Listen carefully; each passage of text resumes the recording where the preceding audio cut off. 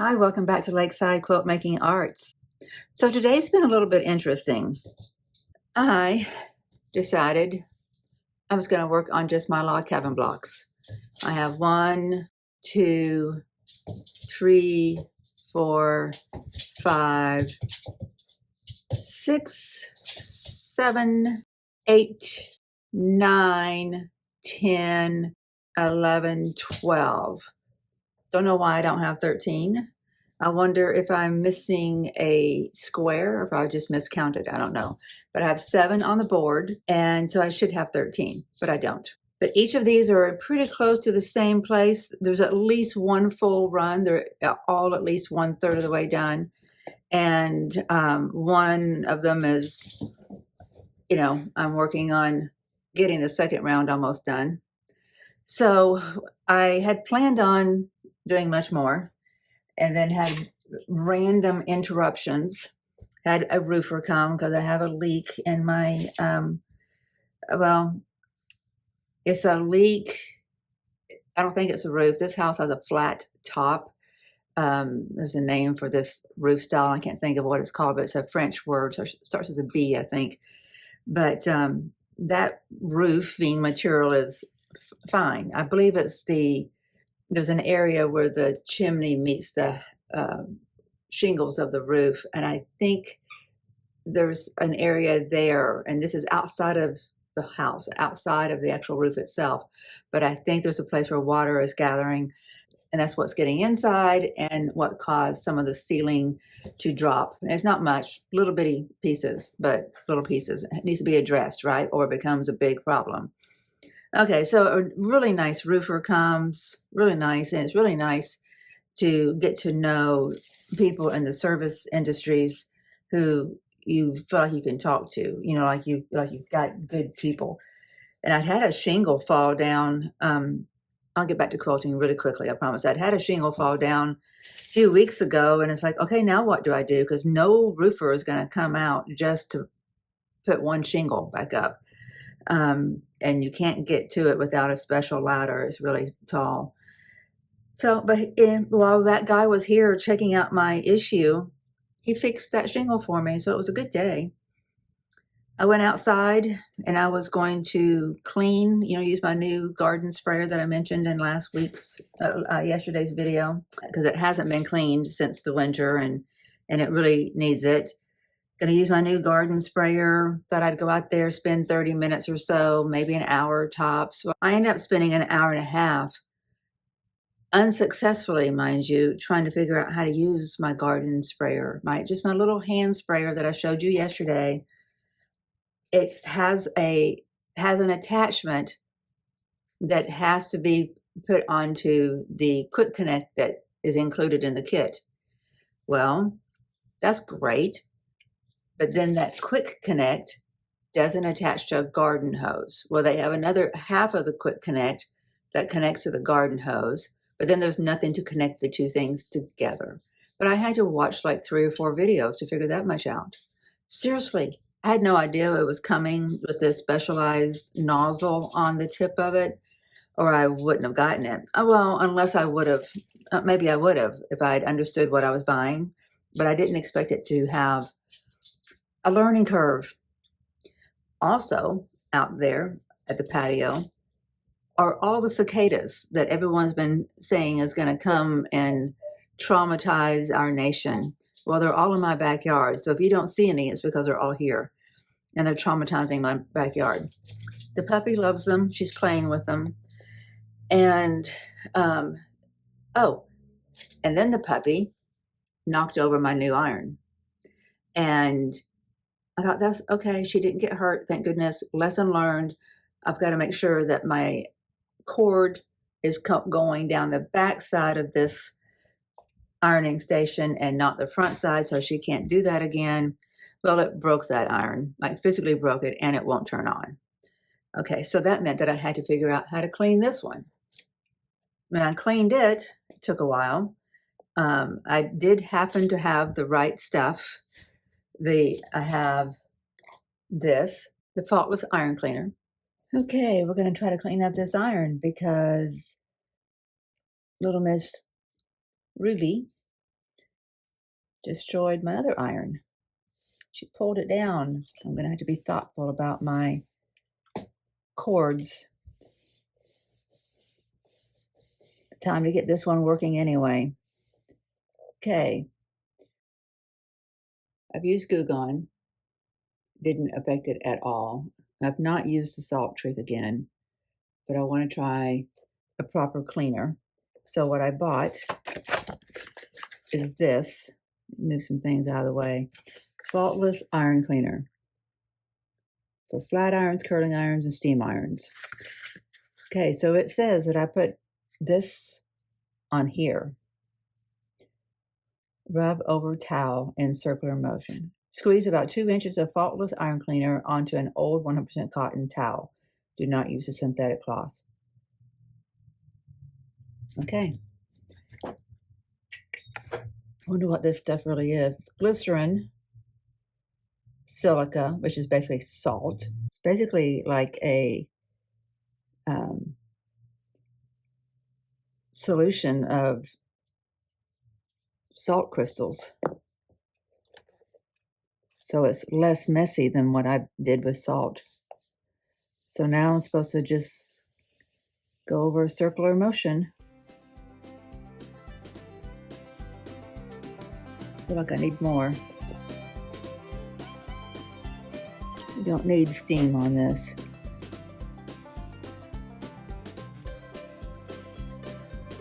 It's getting better. Still one little bitty speck right there.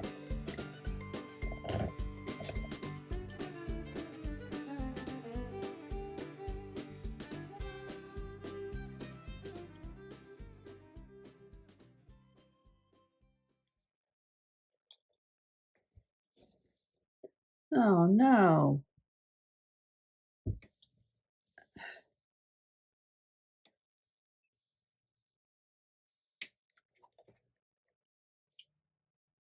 I had no idea it was going to do that. It breaks my heart. Why did it do that? Will it come up? Will that ruin my fabrics? I had no idea. And my iron was pretty messy. It really was. It had gotten a bunch of gunk on it. And that's the reason I'd gotten the new iron, because I needed a second one. If I'm going to keep on getting gunk on my iron, sometimes you can't just stop and clean at that second. So I needed a second one. Well, now I still need a second one because my second one didn't last very long. I did like it. It was a lot lighter, which was easier on my wrists. It was just a sunbeam, but it worked well. I had no complaints about it. It had a non-stick surface, which I was, trying that out to see how well that worked. And I don't know if you can use this faultless iron cleaner on the non-stick surface, or if you can only use it on a metal plate like this. I don't know. So let me show you what I'm doing so you won't have to look at my face. All I'm doing is getting these log cabin blocks pressed open. And then I'll get them trimmed. And that's the other thing I was going to talk about is I've been using this log cabin trim tool. And I thought the benefit of this was just the regularity of the lines without all the little bitty lines that you get on the other rulers. That it's just a square ruler with a 1/4 inch seam, but you've got really bold lines. And then I realized, Dawn, you probably don't understand this ruler well enough. You probably should watch a video. And it was Sherry McConnell, and I think it was from some time ago, like 4 or 5 years ago or something like that. And I don't think she hasn't had a channel that long, but maybe she did some little videos, tutorials or something. She hasn't had the podcast for very long, but maybe she did the tutorials before that. I don't know. Anyway, it was Sherry McConnell. And yes, indeed, there's specific ways you're supposed to cut. And Miss Ruby Sue's getting into trouble. Not really trouble, but she's very curious right now. It's time for her to eat, so she always she gets kind of antsy. Could tell that had turned over, so I need to press it again. So indeed, as Sherry pointed out, that you're supposed to well, actually, I don't know what all she said, but I listened to it well enough to understand that I don't know how to use the tool. And I don't know if, because I was using it before I did any research on it, if I have miscut any of my log cabins. And I guess I will find out when I get all of these done, if they're all the same shape, same size. Should be the same shape, but they may not be the same size. We will see, and I need to do some more research before I use that tool. I just was seeing it as another, just a ruler, you know, just to square up my sides. So it's just one of those days I thought, I'm not going to do anything complicated. I should be working on the piece and quilt sampler because that's what's supposed to be released on Fridays. But I don't feel as far behind on that one as I feel about these log cabins. And I needed to do some self-care in the version of quilting therapy. So I wanted my log cabins to get further along. Again, I don't know why I don't have 20 with what all I've got going on here. I don't know that I guess I just did not cut out a 20th square. And I'm realizing the more I pull from my stashes that, you know, how bad it was to try to cut en masse the way I did. It was much more efficient. I don't like having my cord hanging off the back. It's got a lot more drag. I'm going to have to get one of those cord holders that holds the cord up so it comes from high, so you're not having to drag it over the edge.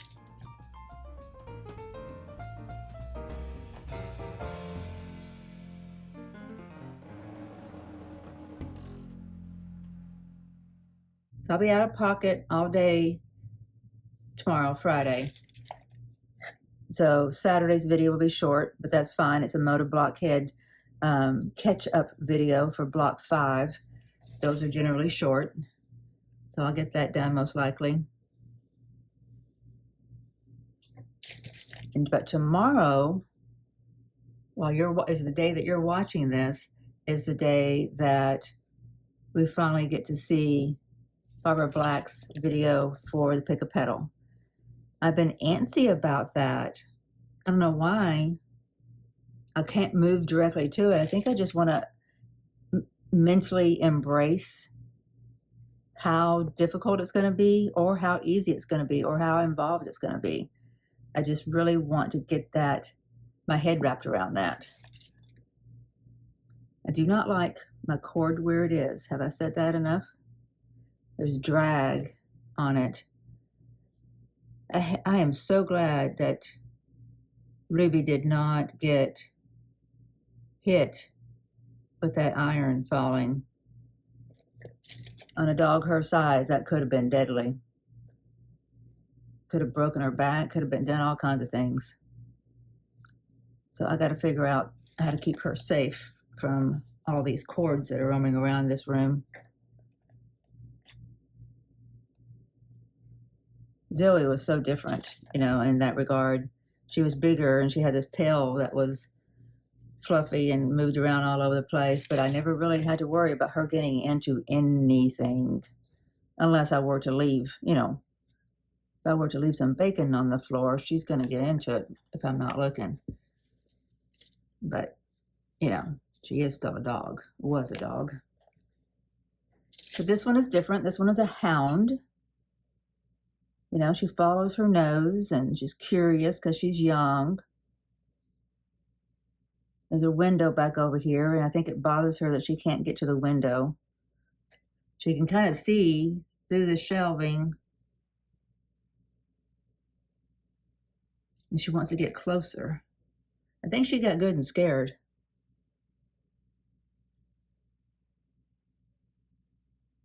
I'm kind of hoping that fear of something falling on her will keep her from coming back over here and try to do anything again. 4 more to do, including this one.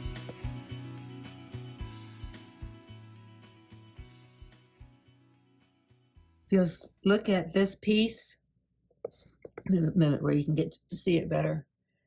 All of my seams look a whole lot better. They look more consistent. I still have all these threads that I don't see other people have. I don't starch. Is that the reason I have all those strings and others don't? If you know, let me know. And, you know, my fabrics have been washed. I would think that was probably partly why it's so stringy. Anyway, my point is, I feel much better about my stitching because all of my seams look a lot more accurate. But my problems with these blocks now is going to be because of, not that I was being sloppy with my cutting, because I'm always kind of tedious with my cutting, but I stacked. And I think I had like 7 or 8 fabrics thick. And you just get, like right here's a great example. Can you see the edge of that?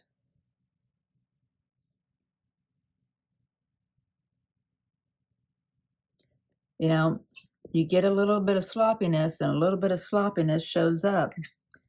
So if I was using my tool incorrectly and my cutting, it all matters.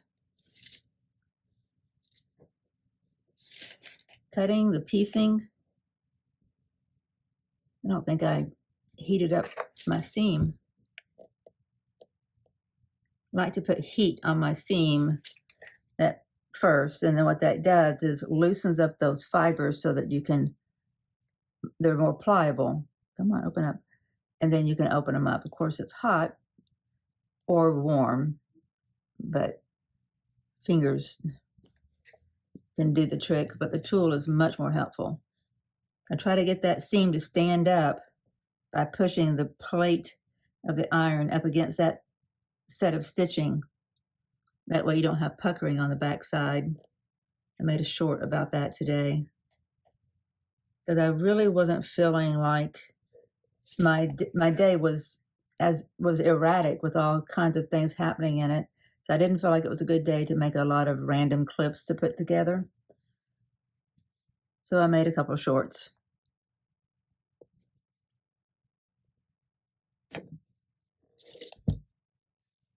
I think I made 3 shorts, and 2 of them were from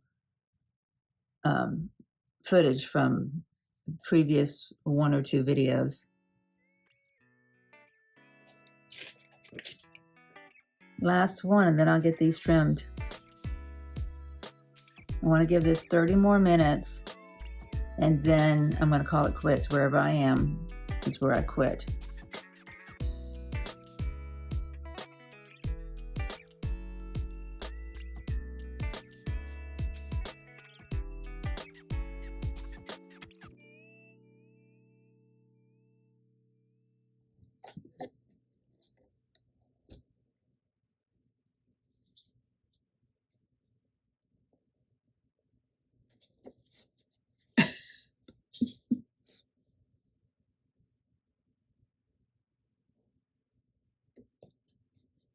Good girl. Good girl. Okay, I got to finish up, okay? It's not eat time. It'll be eat time in 15 minutes. I know. With that, my friends, I want to leave you be and let you get back to your stitching. I'm going to sit here and probably get 1 more rectangle on each of these, take it to the mat, to the pressing mat, and we'll see if I can get that done within the next, I've got 18 minutes before I need to stop. And we'll see. We'll see. I would love it if I could get all that done, then press and start trimming, or at least have them set up for trimming. But I can't do that if I'm still talking. So I'll see you later. See you tomorrow. Bye.